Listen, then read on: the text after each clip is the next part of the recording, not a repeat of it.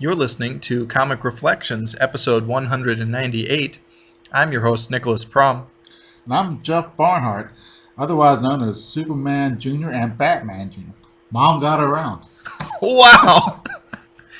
Comic Reflections is now brought to you by The Outhouse. You can find our show and many other cool comic book related news articles at theouthousers.com. And if you enjoy this program, please subscribe to us on either iTunes or Stitcher. Okay. So the first book we're going to talk about today is World's Finest number 221, which is the January and February of 1974 issue. And the story is called Cry Not for My Forsaken Son, written by Bob Haney, penciled by Dick Dillon, and inked by Murphy Anderson. Yeah. Okay. So this is about these are some imaginary stories about the super sons of Superman and Batman, Superman Jr. and Batman Jr. Yeah. All right. In both, we have a split screen here. Mm-hmm. In the splash page. Superman Jr. is being berated by his mother, who we do not see, and we don't see Mrs. Batman either. Could be Lois, may not be. But yeah, they like to do that. Mm-hmm. If they had gone to the effort to obscure her hair color, although that's tricky, it can be done. Like if you just show her completely off panel while he's talking to her. Right. But and also, she does have Lois Lane Black. So yeah, I think people lean on it's probably Lois. Mm-hmm. There are plenty of imaginary stories where it's Lois. Yeah. So, but okay, so whoever Mrs. Superman is, she says, don't go around superheroing with young Bruce Wayne. Mrs. Batman says, don't go super slumming with the Kent boy. Ooh. Wow. That is kind of mean. Yeah. I wonder who she is. She might be, she could be Talia al Ghul. Mm-hmm. Exactly, that's probably my bet. I mean, she could be anybody. It could be Right. Mm-hmm. anybody. So. Could be Aunt Harriet. Who knows? It's probably not Aunt Harriet. No. Man. Sorry. That's messed up. Yeah. Oh. So anyway, Superman Jr. and Batman Jr. are kind of rebelling against their fathers who don't want them to be superheroes because reasons. Yeah. And so they go and do it anyway. Yeah, they look similar here, and it's hard to tell them apart. They're wearing the same costume as their parents. Yeah. I would have changed my costume and she's put a JR or something on there. So, for crying out loud. I don't know. I don't know what the decision was, but anyway. Yeah. Okay, so the boys go off anyway, regardless of what their mother says. Yeah, and they catch a guy running from the police in a stolen car. They said, well, they catch him, and it says, hey, get the police to let them talk to him. And I don't know why, sort of. Yeah, it's weird. Yeah. Commissioner Gordon says, oh, it's okay. Yeah, I think it's weird that Commissioner Gordon was just right there for happened to be there. But yeah, this kid, what's his name? Danny Orr. Right. Anyway, Danny, they're going to give him a pep talk because he's white and it's the 70s. You could let him off scot-free, even though he boosted that car.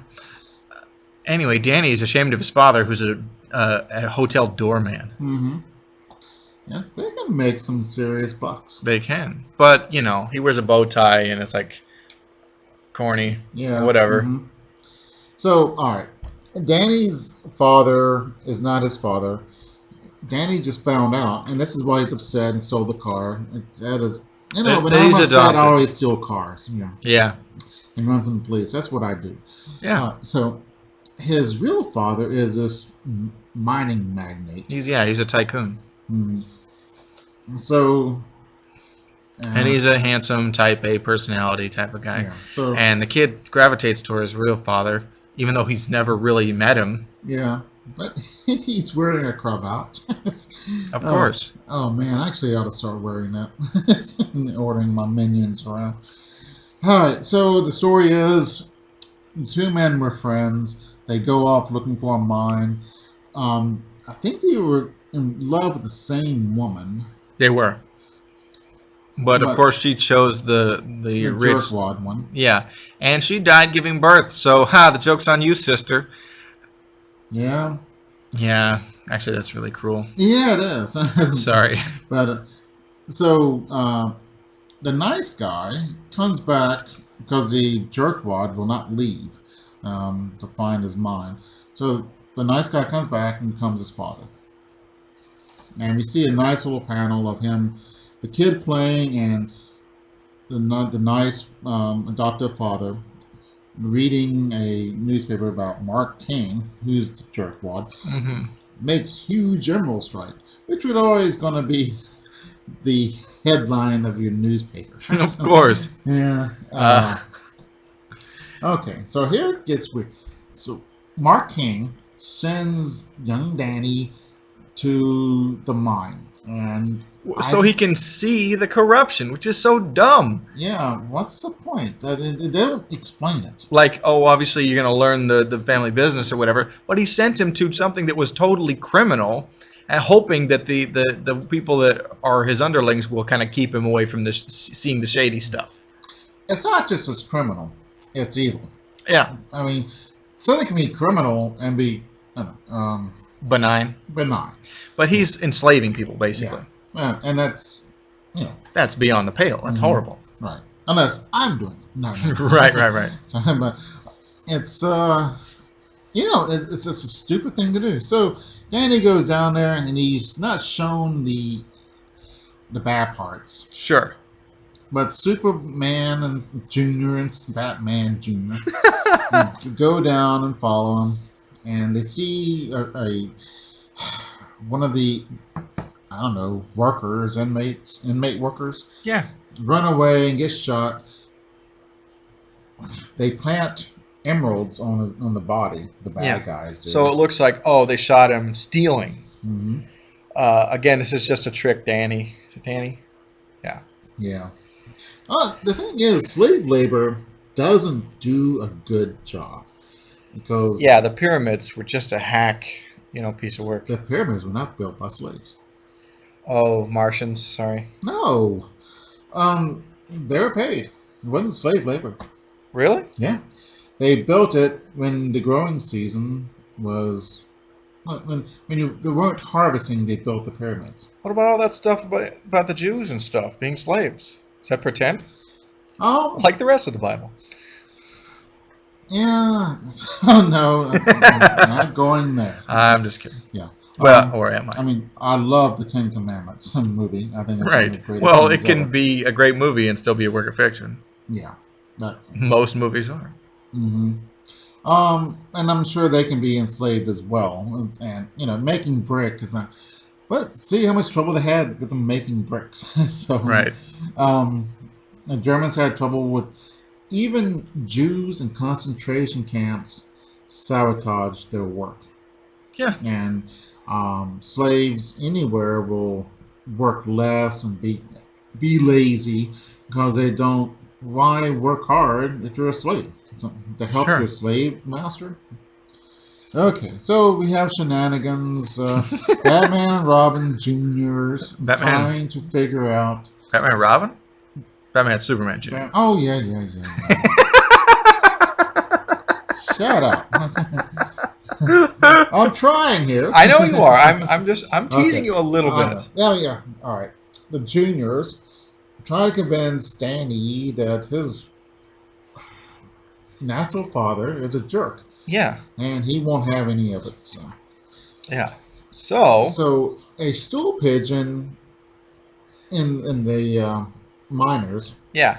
goes to tell the bad guys, and the bad guys come and. I wonder, are any of these miners? Then it would be really Yeah, they look older. So. okay.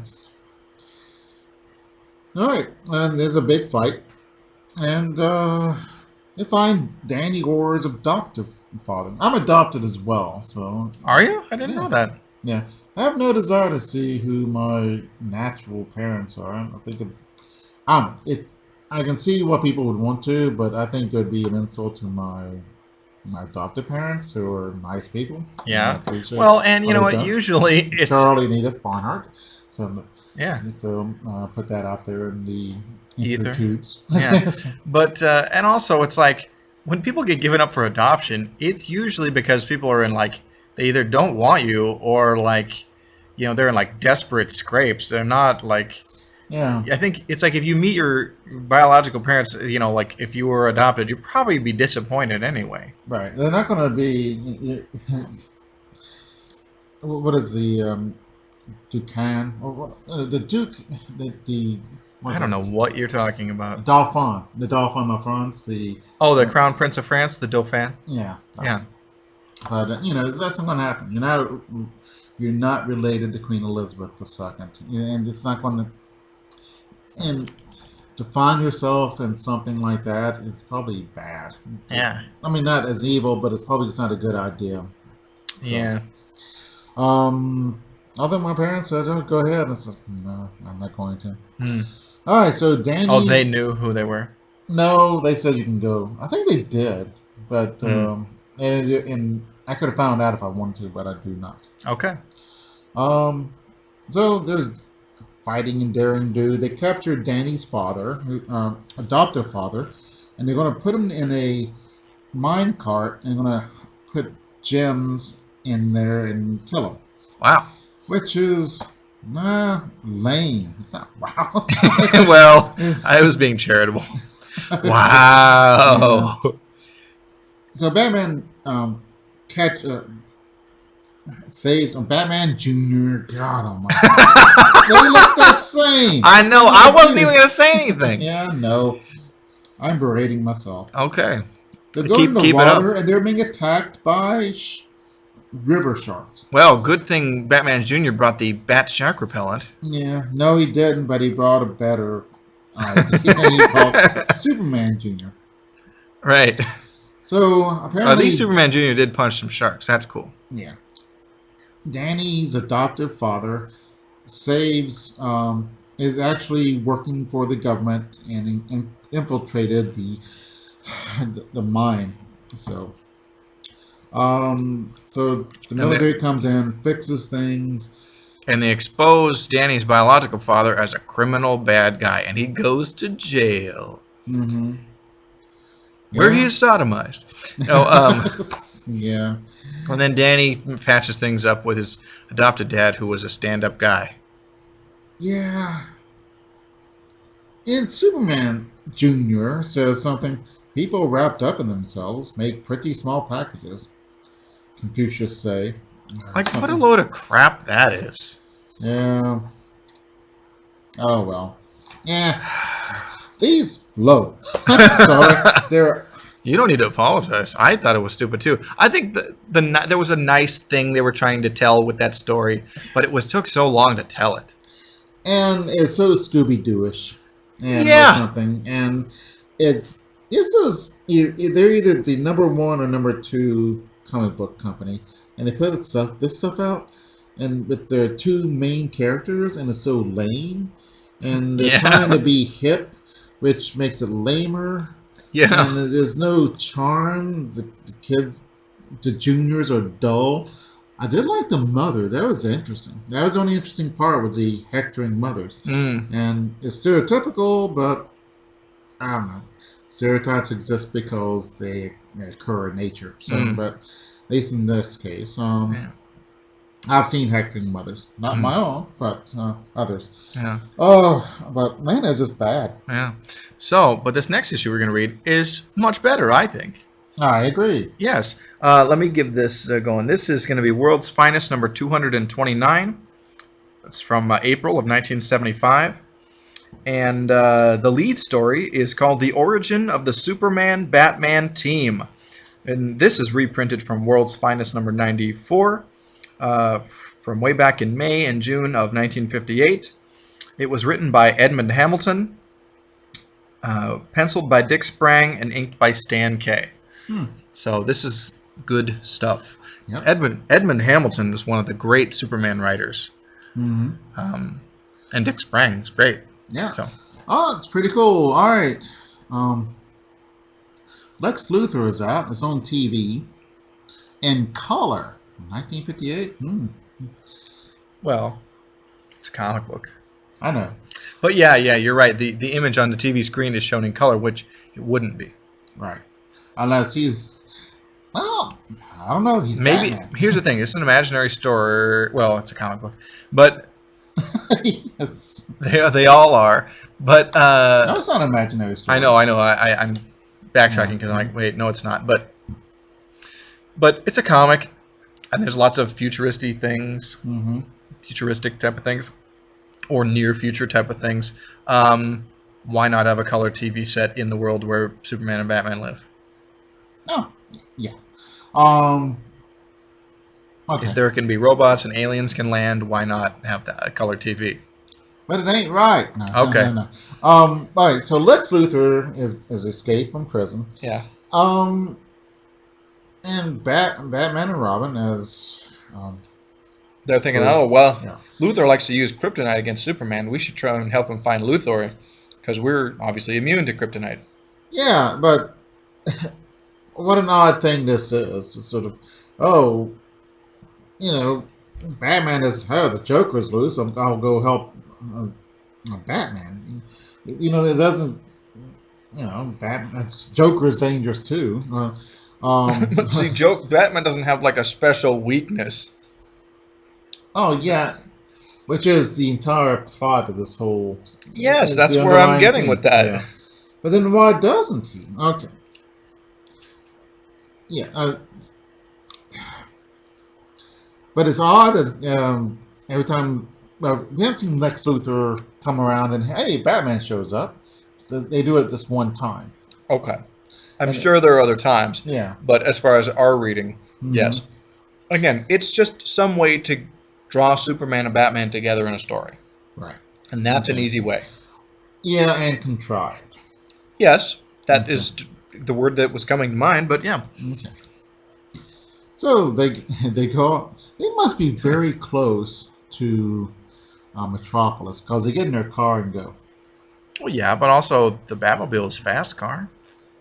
All right, if it can go 100 miles an hour, it's going to take them an hour if it's 100 miles away. I understand how math works. Yeah. But I don't.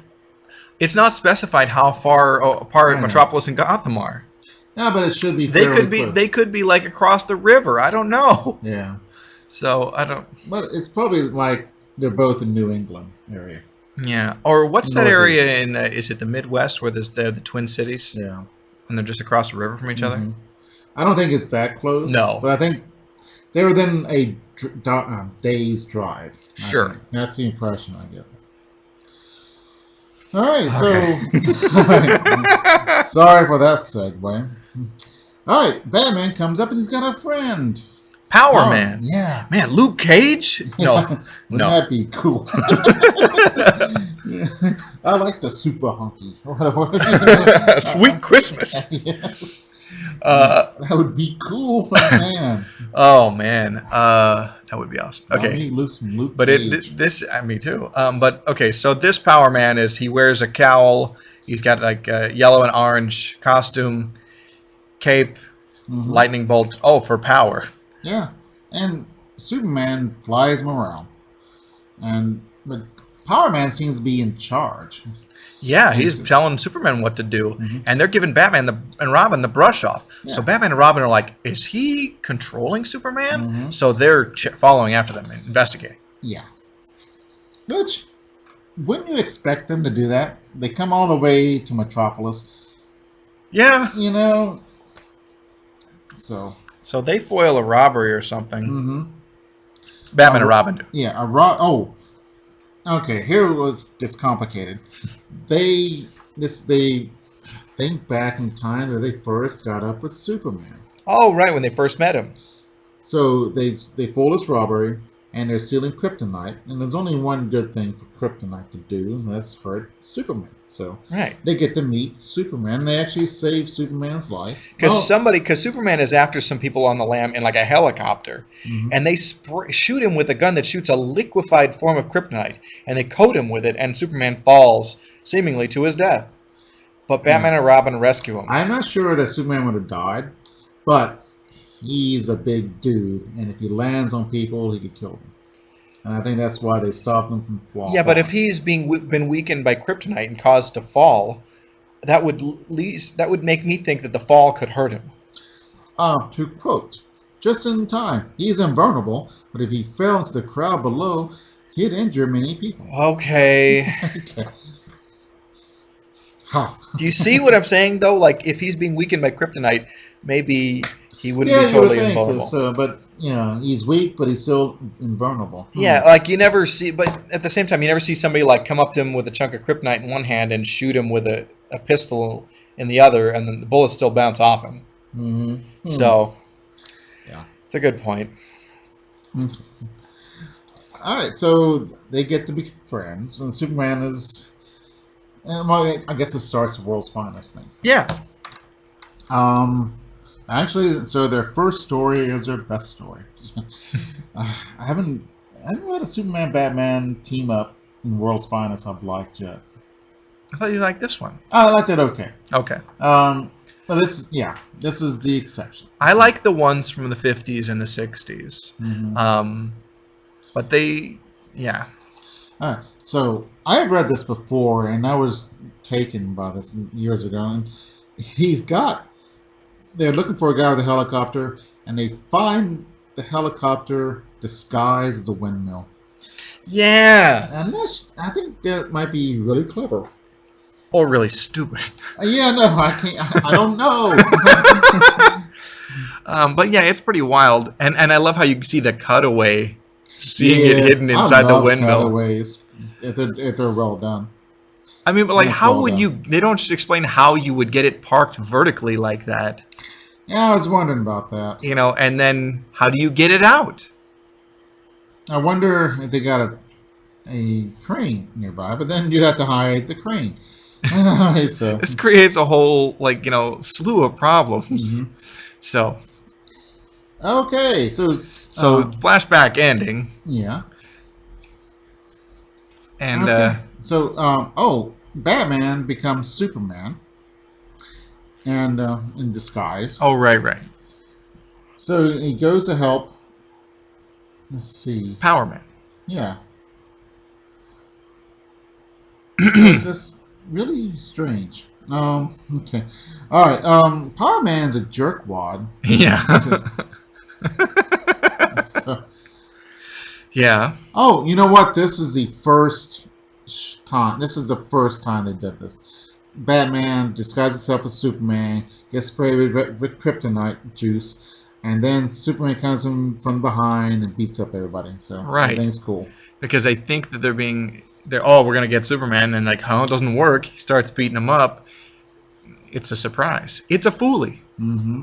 So Yeah, it's kind of hard because they go back in time. the flashback fast forward is pretty rapid. Is that what you're saying? Well, and it's I'm sometimes thinking, what am I reading? Oh, it's a flashback. I don't know. So anyway, Superman and them catch up with Superman, Batman, and Robin.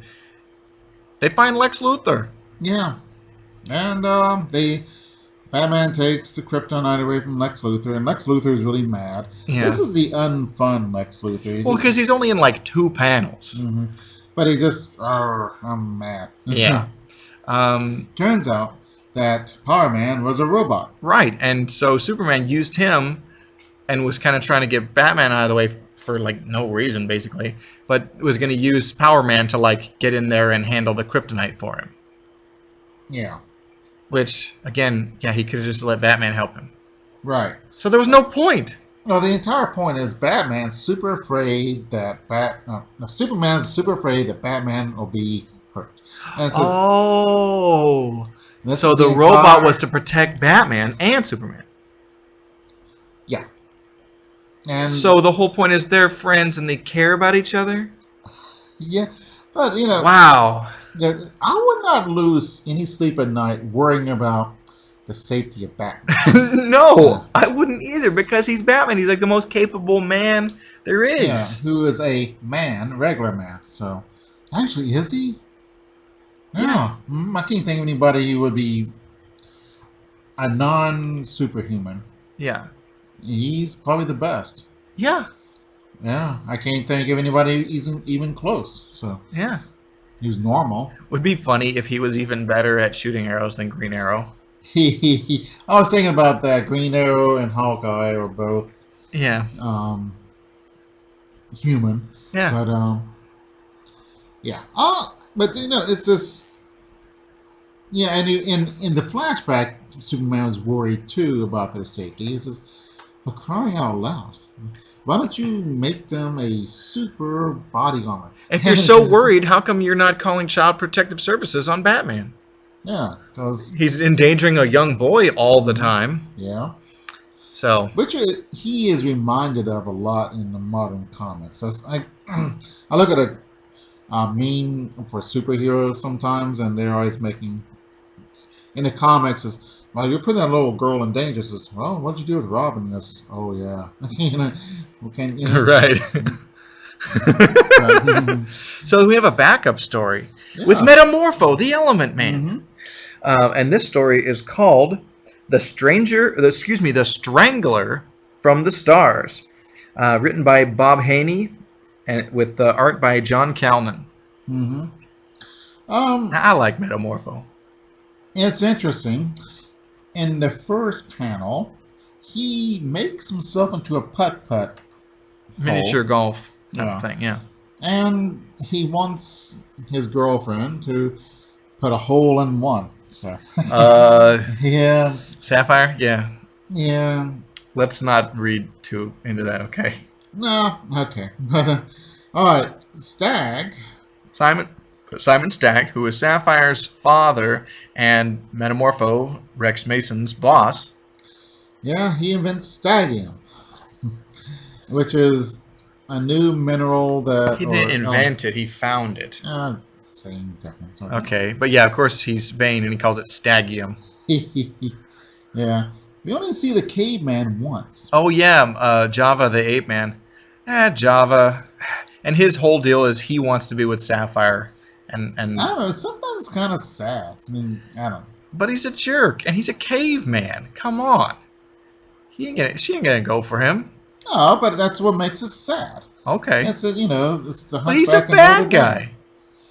Oh, Java's a bad guy. I don't know. He's that bad. He's a minion to a bad guy, but I don't think he's evil. I don't know. I don't know. In the Metamorpho stories I've read, Java is not. He's kind of a jerk, but then Yeah. but he's jealous, and women make you do bad things. You not notice?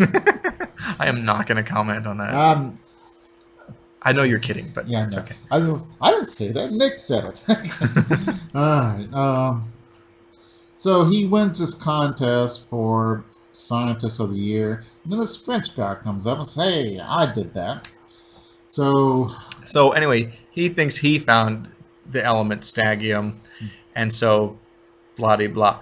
There's a murderer loose, mhm, and a janitor who's got the same hairstyle as Simon Stagg gets killed. yeah. So we think the French guy did it because that's how French people roll. Is it? Yeah. You mean I think that's how French people croissant? Oh, okay. Okay. How you say baguette? Yeah. Ooh. Okay, here comes the French guy. He's trying to steal one of the rocks, the elements. And here comes this big mean monster. Pretty cool looking, by the way. Yeah. Like a Jello gorilla. Yeah. That's kind of an odd way to put it, but yeah, that'll work. Mm-hmm. So With the voice of Bill Cosby. hey, Metamorpho. God. That's my worst Bill Cosby attempt. Yeah. I was trying to do like kind of a Fat Albert, but not happening. Hey, Albert. Oh I my. love the fact there's only made about 5 episodes, I think. Fat Albert and the Cosby Kids? Yeah, There's it's- more than 5. I know, but there's not that many. So. No, they're not. Oh. Okay, I enjoyed the show.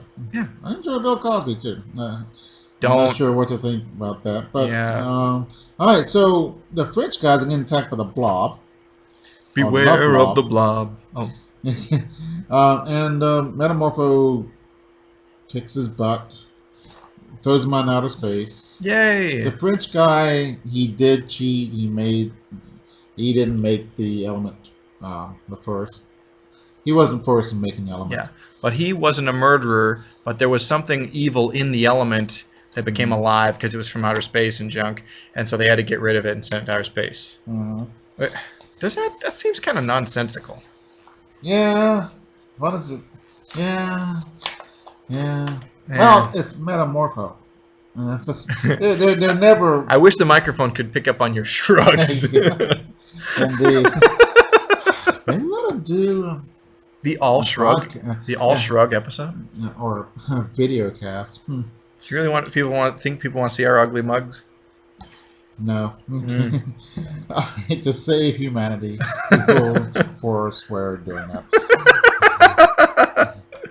Yeah. So anyway, the next issue we got to talk about, is called it's World's Finest number 232, which is from September of 1975, and the story is called The Dream Bomb, written by Bob Haney, penciled by Dick Dillon, and inked by John Kalman. Yeah. Man. Yeah. I was really bored by this issue. Yeah, it's just alright. Batman and Superman have bad dreams about this Tibetan monk kicking their butts. Yeah. Why are they having these bad dreams? There is a surplus of dream energy. What the heck is that? Oh God, what the heck is that? Dream energy? Yeah, jeez. Did you read about that in high school? No, I think I must have been smoking pot in class when they were talking about dream energy. Okay, so they're both having trouble sleeping. So they take a sedative. The end. Yeah. Yeah. Superman's having trouble too. He takes little naps, but Batman actually calls his sleeping. I'll take bat naps. That is so lame. That is lame. I didn't even pick up on that. Take a bat nap. Yeah, I quoted it. Oh man, that's hilarious. No, I missed that. So they're seeing dead people. Bruce Willis? Yeah. That would be an improvement. And people are not dreaming, so they're going crazy and rioting. So. Alright, they're on this bridge. And says, this sounds like this would be a good story for the Sandman. Because it's putting me to sleep. Ha ha! Actually, yeah. What? The gas mask Sandman, not the Neil Gaiman Sandman. Oh, really? Well, I mean, that. Oh, yeah. That would work too, but I mean. That and a better writer. So. Yeah, Bob Haney can be good. Yeah, it's just. I don't know. I think Bob Haney is also one of DC's more mediocre writers.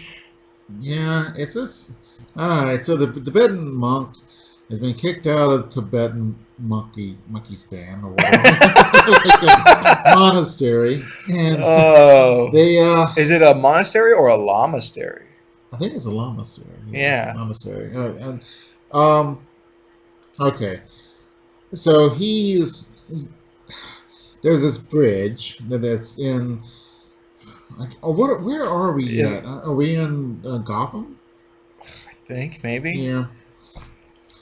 So there's a bridge, and when it gets next to... Is there a troll under the bridge? No. There's a snow leopard. When it gets next to a snow leopard, it causes the dead to rise up.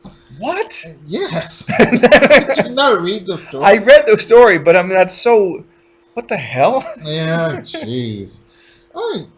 Did you just phone this in? Oh, man. A nice riot in which Superman solves by punching a hole in a water tower and wetting everybody.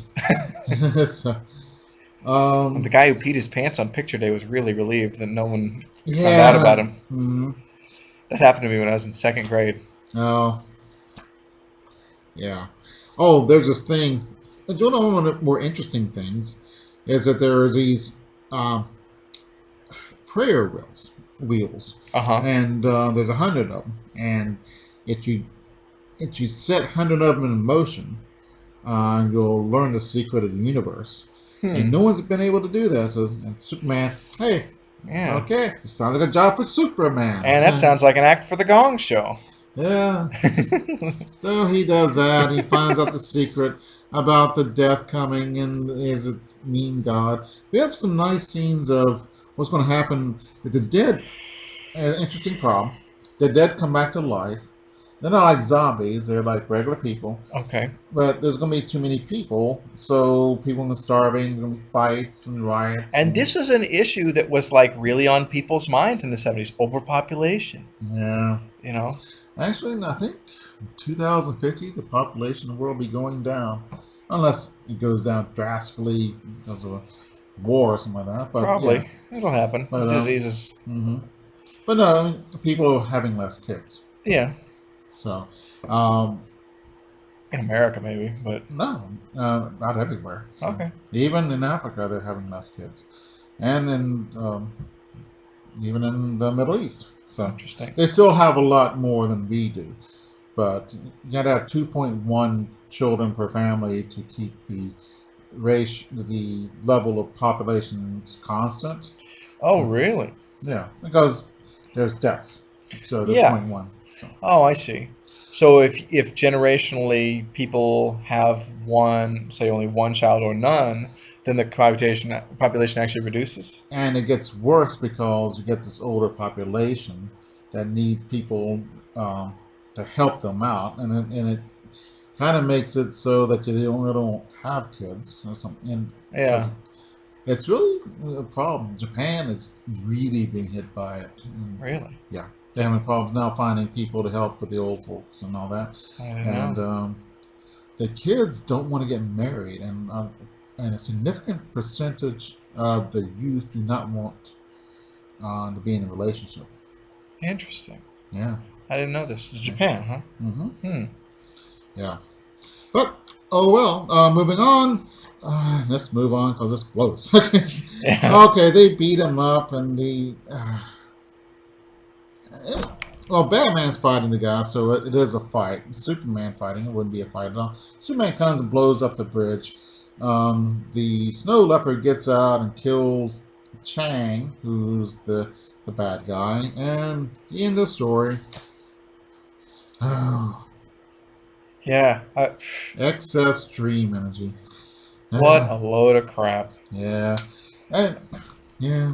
Oh well. The writer didn't seem to put any excess energy into that story. Okay. So, the next and final issue we're going to talk about today is Weird War Tales number 53 from May of 1977. And the lead story is called Deadly Dominoes, written by Jack Harris, penciled by Juan Ortiz, and inked by Tex Blaisdell. Yeah. I think the Germans would have been better not to use dominoes. They should have used guns. Maybe they'd have won the war. Maybe, you know. Yeah. That's. You know, just like the Confederacy, they might have stood a chance if they didn't stop and play cribbage every 10 minutes. Cribbage. I'm just Okay. rolling Yeah, with your yeah. joke, and it Okay. just failed. Yeah. Okay. I was reading an article. Yeah, thank you. I was reading an article the other day about how they literally had zero chance ever of winning the war because their population of, I mean, the Union had twice as many soldiers A lot more money. and more guns. A lot more factories. But that is irrelevant. We had a lot more. Who is we? people. You in the Confederacy? The United States has a lot. For instance, the United States has a lot more population, factories, guns, and all that than the North Vietnamese. North Vietnamese, how'd they win? Fighting They just dirty. wore us out. Yeah. And the South, if Johnson hadn't been kicked out and they let General Hood take care of the Atlanta, and he attacked, Atlanta was lost, there was a good chance if Atlanta had held off the Sherman, there's a good chance that Lincoln would have lost the election, and then the South would have won. Because they didn't have to conquer the North, they just had to have the North stop attacking. And Interesting. there's huge riots in New York City and about it. Yes, I was reading about that too. And it was not and it cost a lot of people, and people getting tired of it. Yeah. It would have been. Do you know that 2/3 of all soldiers that died in the Civil War did not die in combat, but they died from like disease and crap? And the article I read was on Cracked. They were like, yeah, turns out the mid 1800s wasn't a great time for 100,000 guys to go camping for 6 months. Right. And they had awful surgery. So they didn't wash their hands or anything. Yeah. Oh. Okay. Let's go to another war. World War II. Yeah, which is my favorite war. Actually, it's probably the most interesting. Yeah. So. Okay. We got a couple of GIs they're fighting, and then a hand grenade comes up. Okay. I can't explain let me try to explain this hand grenade. It's a German stick grenade, but the thing is, it's got all these little latches and all that stuff, and I said, I have seen this before in comic books, so I'm gonna find it on the internet, see what's going on with it. And I looked around 70 types of grenades. Germans made a bunch of stuff. Sure. Some of them made out of glass or concrete. I did not see this. These little straps on it, and I don't know why this guy got this. There's no reason for the straps to be on there, and it looks like the handle's made out of metal instead of it was made out of wood because wood's cheap. It's going to blow up. Who needs to be made out of metal? Right. Well, here's the thing. Juan Ortiz probably did not do as much, research or get the right reference like somebody like, say, Joe Kubert would have, or Russ Heath, who were like the top war artists. I don't know. If I was going to write about the Westerns or World War II or World War I, I'd crack open a book. And that's all right. And it's just, that's at least I would. And he does it all the time. And I've seen this, maybe he taught all the other war artists to draw the same thing. It's just kind of irritating. Oh, well. So there's two guys. One's Corporal, what's his name? Curtis. And the other one's Sergeant something. So Corporal Curtis thinks that he is in charge of his fate. So he says, when I shoot my baby, his M1 Garand, I'm in charge. M1 what? Garand, that's the rifle. Oh, okay. So, all right. So Death says, "Hey, howdy, you died." And it says, "Oh, I guess I was in charge of my fate." Ah, but you were. The last time you shot the Garand, you shot a German machine gunner who mows down his own men. Because he's like hanging onto the machine gun as he dies. Right. And like, I wouldn't be hanging around in front of a machine gun anyway. So, this is where it gets confusing. Because the Germans are dead, they don't answer the radio. The general says, "Well, we must be being attacked there." And so he sends out his tanks and guys, and they come by and check out what's going on. And one of the guys with the bazooka trips and shoots a bazooka and kills Corporal Curtis. That is just moronic. Yeah. And what's the point? Oh, people die on both sides because stuff? Yeah, and you are the master of fate if you do some Rube Goldberg type thing. And it's just stupid. No. Yeah, like accidental death on both sides. Wow. I mean, that's kind of cool. I mean, it's I wouldn't be so bad, but it's so contrived. Yeah. And it takes, I guess. It took what, 6 pages to tell this? And it probably took 2 hours because we got to call the guys up, we got to get dressed up, get our guns ready. Let's go over to where they are, and we're attacking, and then so it's not. I don't know. Yeah. Okay. So there's a couple backups in here, and the first one, I realized the Day After Doomsday is a series of a couple of these short interludes, because the last issue of Weird War we read had a 2-page that was also called The Day After Doomsday. I forgot it totally. It was the guy had the window that he smashed. Oh yeah. Anyway, this one, let me give the credits real quick before you talk about it. It's where is my? Oh, excuse me. This was written by Paul Kupperberg, penciled by Jeff Acklin, and inked by Bob Wyacek. So, Okay. This guy saved himself by, he's in a mine. World War III happens. I guess they use poison gas, which is odd. why is that odd? Oh, because you expect it to be like atomic war. Okay. Well, okay. Poison gas. It works okay, but it's not perfect. It's actually half the time you use it, it blows against you. Sure. And it's not cost effective to put gas in a rocket ship, a Minuteman or whatever, and blow somebody up with a nuclear bomb. It's smaller and lighter and causes more bang per buck. So, Yeah. Although terrorism, yeah, it worked great. Actually, they're using Japan sarin gas in the subways a few years ago. That was in the 90s, so that's more than a few years ago. No, when you get old, everything's a few years ago. Okay. So. All right, so he's down in the mine, and some people try to get in with him, but he's behind these doors and he won't open them, and just hears the people scream and die. Okay. So fast forward to World War III, he's headed back to his own home where he's got a bomb shelter, and he's running from poison gas. Well, and he gets in there, and his wife and daughter are already poisoned by the gas. Yeah, and that's horrible. Yeah, and it's because something to do with his heating gas or whatever. Something, yeah. So it was kind of irony. So he dies too.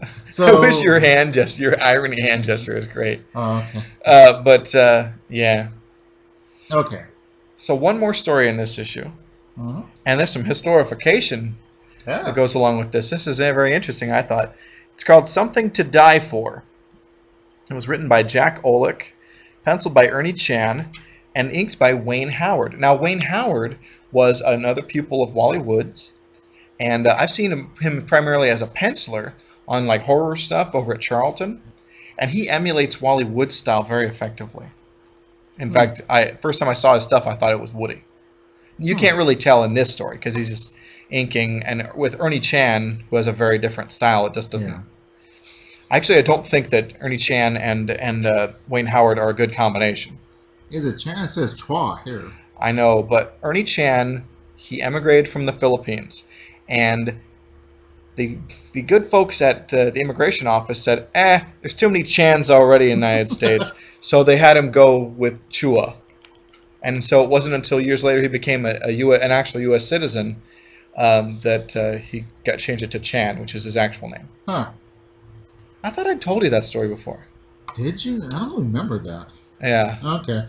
I'm getting old. Okay. All right. Something to Die For. I might have mentioned that. I'm not. Yes, I did. Yeah. So it was during Conquistador time. Yep. They're with Pizarro against the Incas. Okay, so two guys get separated. One's a greedy SOB. The other one's not a bad guy.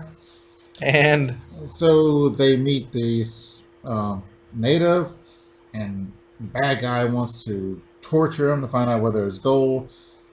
The nice guy prevents that, so they follow him to a cave. And then he kills the native, the bad guy does, which is kind of really crappy. So yeah. And then he shoots the good guy. Wow. So, but he was warned that the cave or the mine was haunted or cursed. So he comes back on the bad guy with a load of silver. He sees the good guy's ghost and he's running away. And he shoots it, nothing happens. It's and we get a lot of this, which I never have liked that, but you never like what? Oh, the ghost haunting you because you did something bad. Yeah, it's used too much. And also the gold hunter looking at the cursed mine. I'm tired of those. I've read enough of them. And, so the last page is interesting. Yeah. So the bad guy finally gets to civilization, and he sees the ghost, and the ghost is on his horse. He killed the horse too, and the horse hits him in the face, and he dies.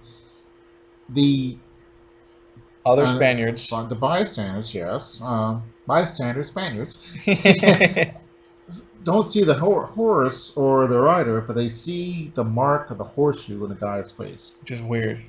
And he said, and then they look through the bad guy's belongings, and they find this metal, and says, "Ha, this is trash metal." Now the guy thought it was silver. Mm-hmm. Turns out it was this useless metal that nobody had any use for, called platinum, Right. which is the most valuable metal on Earth now. Mm-hmm. And this is true. This is actually true. I looked it up, and there were some platinum in the old country, but it ran out, and then no one for thousands of years knew anything about it. Sure. So the Pizarro was after what, the Incas? Is that right? Mm-hmm. I don't really think of it as a war, as more of a slaughter, you know? So to me, I think of it as a weird war tale that doesn't quite fit. Two guys are fighting. It's still a fight, even though one guy is me and the other guy is the Hulk. It's still a fight. Is this still a war? Yes. Well, no. But it's still a fight. No matter. This isn't called Weird Fight Tales. No. But if you bring that to countries, when War of the Worlds was still a war. right. Okay. Germany invaded Luxembourg at the beginning of World War I, 101 years ago. They declared war. They didn't declare massacre. We declared war on Luxembourg, which has about 200 soldiers. Sure. So it's not fair. It's not a good. I mean, it's not a fair war. Or, I don't know what you'd call it. But a war nonetheless. Yeah. I get what you're saying. It's a short war, which is the best kind. So, Okay. But I like that platinum thing. That was good. Yeah, that was interesting. This is well drawn. The story is so you know what's going to happen. But I did not see the platinum coming there. That was cool. Yeah. Oh yeah, no, that was a neat twist. And but yeah, I'm sick of the treasure hunters and the gold mines and all that kind of crap. Yeah. I've seen it way too many times. I mean, it could be done differently, but they do it the same way each time. And I don't know. I don't want to see a cursed mine ever again. Unless it's in real life, then I'll. Oh yeah. Oh, next week we got the Curse of the Incan Mine. No. No, I'm kidding. But to be told a historical fact in a comic book, which I didn't know, and I'm a history buff. Hey, me too. And I was shocked at this, that I learned something from a comic book. So, Well. and, usually it's some lame fact, or I don't know. Well, Batman usually has some kind of fact. Oh, the ancient Mayans used this for transmitters. Oh, okay, didn't know that. But okay, well, all right. We learned a little bit today. So, all right, we'll see you next time in the funny pages.